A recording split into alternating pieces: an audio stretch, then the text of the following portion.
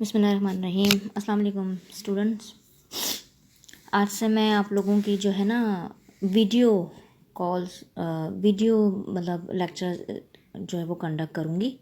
आप समझ लें ये जो रजिस्टर मेरे हाथ में है ये मेरा बोर्ड है और मैं इसी पे आपको लेक्चर डिलीवर करूँगी। ठीक है, आज डेट है 28 नवंबर 2020। ठीक है जी। इन प्रीवियस क्लास हम सब्स्टिट्यूशन रिएक्शन को डिस्कस कर चुके थे, इथाइन के substitution reaction which are very important, जो कि हम लास्ट क्लास में डिस्कस कर चुके थे। अब हमने इथाइन के एडिशन रिएक्शन देखने हैं। ठीक है, तो मैं यहाँ लिख रही हूँ उसको, समझ लें ये बस अब हमारा ये रजिस्टर ही जो है ना हमारा बोर्ड होगा। ठीक है जी। Addition reaction of ethyne. ठीक है, अब हमने ये देखना है। ठीक है, तो पहला रिएक्शन देख लेते हैं। इसमें पहला रिएक्शन है जनाब addition of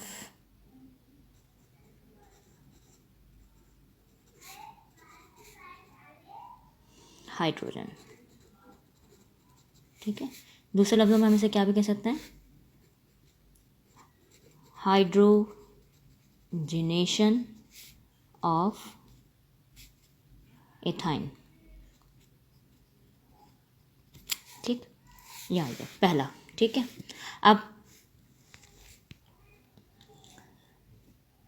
you know that के addition of hydrogen is called as hydrogenation and we also know that कि जो हमारा इथाइन है ये अनसैचुरेटेड कंपाउंड है, अनसैचुरेटेड हाइड्रोकार्बन है, ट्रिपल बॉन्ड इसमें मौजूद है।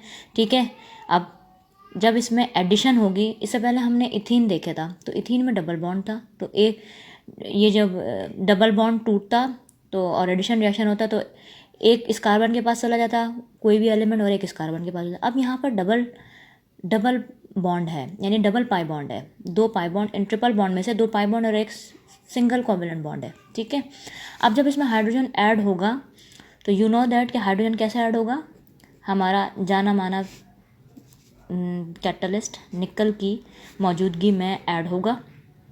ठीक है, करीबन 200 सेंटीग्रेड के ऊपर। मैं आपको इससे पहले भी बता चुकी हूँ कि जब भी हमें हाइड्रोजनेशन करानी हो तो हाइड्रोजनेशन के लिए हम निकल कैटलिस्ट को ही यूज़ करते हैं। अब इसके अंदर क्या होगा कि हाइड्रोजन ऐड होगी, एक साथ ऐड नहीं होगी, एक एक करके। पहले एक मॉलिक्यूल ऐड होगा हाइड्रोजन का, फिर दूसरा, यानी पहले ये एक बॉन्ड टूटेगा। ठीक है, ये एक बॉन्ड टूटेगा और उसकी जगह पर जैसे ये मैं दिखा रही हूँ, ये कार्बन आया, ये डबल बॉन्ड। ठीक है, एक हाइड्रोजन तो उसके पास है। अब ये जो एक और हाइड्रोजन का मॉलिक्यूल ऐड हो रहा है, एक हाइड्रोजन एक के पास गया और एक के पास एक, फिर मज़ीद इसमें निकल की मौजूदगी में ही मज़ीद हाइड्रोजनेशन होगी और वो भी तकरीबन 200 से 300 सेंटीग्रेड के दरमियान में। और अब ये एक और मॉलिक्यूल इसमें ऐड हो जाएगा और ये कंप्लीटली सैचुरेटेड कंपाउंड में तब्दील हो जाएगा। आप देखें यहाँ पर ये इथाइन था, इथाइन ने हाइड्रोजन को पहला एक मॉलिक्यूल ऐड किया तो ये इथीन में कन्वर्ट हो गया, फिर इथीन ने एक और मॉलिक्यूल ऐड किया तो ये इथेन में कन्वर्ट हो गया। और ये मैं इससे पहले आप लोगों को बता चुकी हूँ कि कैसे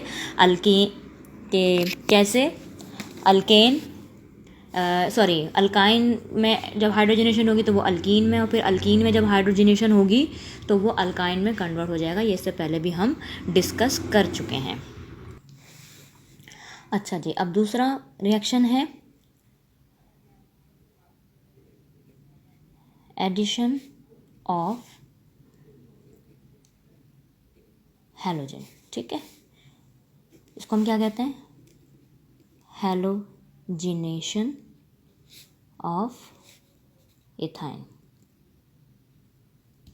इथाइन है, अल्काइन का मेंबर है, वी नो दैट इसमें अनसैचुरेशन है और ये आम हालत में एडिशन रिएक्शन करते हैं। ठीक है, ये आ गया हमारा इथाइन।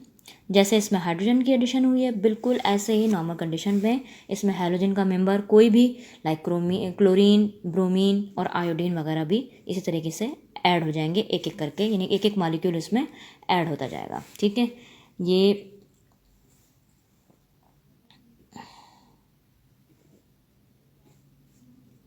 एक बॉन्ड टूटा और ये आके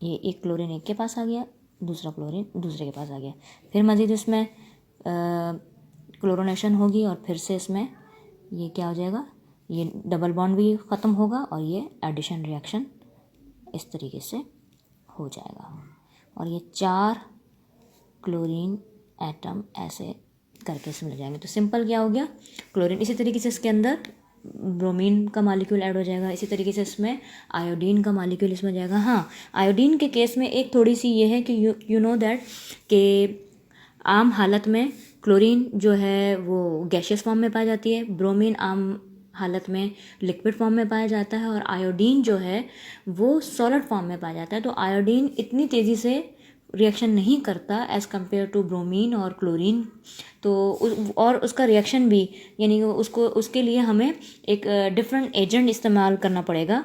तो आयोडेशन में ये होता है कि ये जैसे हमारा इथाइन आया और इसको हमने आयोडीन इसमें ऐड होना है, तो वो इथेनॉल की प्रेजेंस में होता है। ठीक है, यानी कि आपको कोई ना कोई ऐसा डिज़ोल्विंग सॉल्वेंट इस्तेमाल करना पड़ेगा जो कि आयोडीन को पहले अपने अंदर सॉल्वेबल करेगा और फिर उसके बाद उसमें उसका एडिशन होगा। ठीक है, और एडिशन भी इसमें ऐसे होता है कि एक मॉलिक्यूल ऐड होगा, दूसरा मॉलिक्यूल ऐड नहीं हो पाता क्योंकि आयोडीन इतना तेज़ी के साथ रिएक्शन नहीं कर पाता है। तो ये थोड़ी सी इंपॉर्टेंट बात हो सकती है, इसको आप कहीं पर भी अपना, यानी कि जब आप लेक्चर नोट करेंगे तो वहाँ पे इसको ऐसे करके नोट कर लीजिएगा कि क्लोरीन का बिहेवियर डिफरेंट होगा, आयोडीन का बिहेवियर डिफरेंट होगा क्लोरीन से और ब्रोमीन से। समझ गए यहाँ तक की बात? वजह इसकी यह है कि आयोडीन जो है वो सॉलिड फॉर्म में पाया जाता है और जो हमारा क्लोरीन है वो गैशियस फॉर्म में और ब्रोमीन, इसलिए ये आम क्लोरीन और ब्रोमीन तो नॉर्मल कंडीशन में किसी भी कैटलिस्ट की मौजूदगी में आराम से रिएक्शन कर लेते हैं, लेकिन आयोडीन को रिएक्शन कराने के लिए हमें इथेनॉल का मीडियम प्रोवाइड करना पड़ेगा। अब आ जाए तीसरे एडिशन रिएक्शन पर, that is addition of hydrogen halide. इसको हम इससे पहले भी पढ़ चुके हैं, यानी हाइड्रोजन हैलाइड ये HX की एडिशन होगी। It is also called as hydrohalogenation of ethyne. इसमें कुछ अहम बातें हैं जो हम इसमें इस रिएक्शन में आपसे डिस्कस करेंगे। ठीक है, और कि कैसे इसमें एडिशन होता है वो भी हम इस चीज़ को देखेंगे। पेन इसलिए बदल रही हूँ ताकि आपको इसमें इम्पॉर्टेंस इसकी समझ आए। ठीक है, अच्छा जी, इथाइन में हाइड्रोहेलोजिनेशन का जो एडिशन है वो कैसे होता है इसको देखिए ज़रा। ये आ गया आपका इथाइन। ठीक है, और जैसे कि मैंने अभी बताया HX है, X की जगह पर कुछ भी आ सकता है, लाइक क्लोरीन, ब्रोमीन, आयोडीन, तो HCl ऐड हो सकता है, HBr ऐड हो सकता है। ठीक है, आपके बुक में जो एग्जांपल दी हुई है जो HBr की दी हुई है, तो मैं बुक के हिसाब से ही कि एडिशन ऑफ HX यानी जो हाइड्रोजन हैलाइड ले रहे हैं वो HBr ले रहे हैं। ठीक है जी, HBr ऐड हो रहा है। अब यही बात है कि ट्रिपल बॉन्ड है। ठीक है, तो ये जो ट्रिपल बॉन्ड है इसका पहले एक बॉन्ड टूटेगा, एक कार्बन के पास हाइड्रोजन चला जाएगा और एक कार्बन के पास आपका Br चला जाएगा। तो ये क्या हो जाएगा, ऐसे एक के पास हाइड्रोजन चला गया और एक के पास Br चला गया। अब ये जो प्रोडक्ट बनी है ना, इसका नाम है विनाइल ब्रोमाइड। ठीक है, अब विनाइल क्या होता है इसको देखना है, ये आप कहीं पर भी अपने पास ऐड कर, मतलब नोट कर लें कि विनाइल क्या होता है।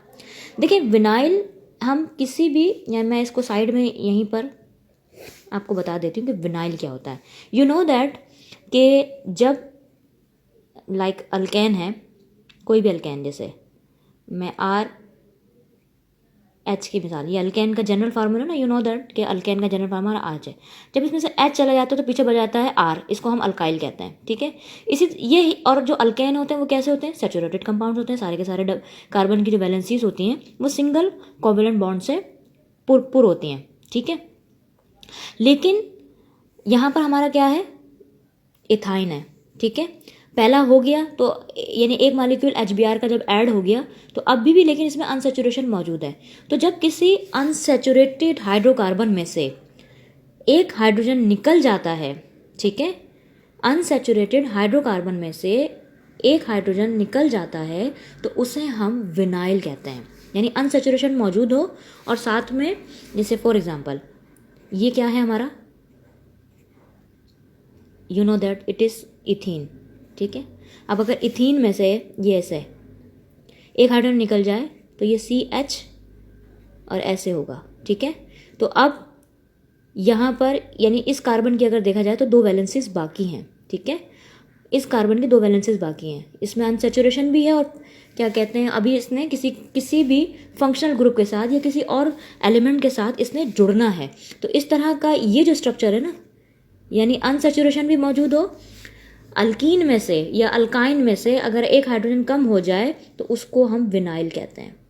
इन अदर वर्ड हम ये कह सकते हैं कि अनसैचुरेशन मौजूद हो, डबल बॉन्ड मौजूद हो और साथ में कोई फंक्शनल ग्रुप भी जुड़ जाए तो ऐसे कंपाउंड को हम क्या कहते हैं, विनाइल। क्या कहते हैं, विनाइल। ये नोट कर लीजिएगा।